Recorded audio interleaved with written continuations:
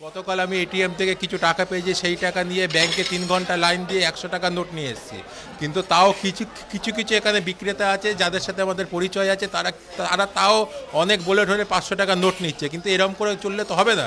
আজকে এদের ব্যবসা চলছে, এদের সাথে আমার সাথে কথা হচ্ছে, এরা বলছে যে সামনের সপ্তাহে কি আগামী 10-15 দিন পর থেকে বাজারের দাম আরও বেড়ে যাবে। তখন আমরা কি করব?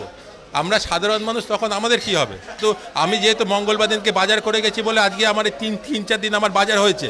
কিন্তু আমার এরকম অনেক লোক আছে, আমার বন্ধু আছে, বন্ধু সেই দিনকে এটিএম থেকে 10,000 টাকা তুলেছে অ্যানাউন্সমেন্ট হওয়ার পরে। সে 10,000 টাকা নিয়ে সে যখন রাত্রিবেলা যখন আমার সাথে কথা হচ্ছে, সে কি করবে? সে চাকরি করে, সে 10,000 টাকা নিয়ে কী করবে? পরের দিনকে ব্যাংকে যাবে নাকি ভাঙাবে নাকি বাজার করবে, সে কোনো কিছু বুঝতে পারছে না।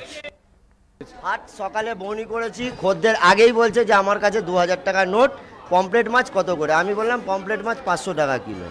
তা বললো আমার কাছে 2,000 টাকা নোট আছে, খুচরো হবে তো? আমি বললাম না, আমার কাছে 2,000 টাকার নোট, যদিও বা আপনাকে খুচরো দিতে পারি, একটা 1,000 টাকা দেবো, একটা 1,000 টাকার নোট দেবো, আর একটা আপনাকে 500 টাকার নোট দেবো।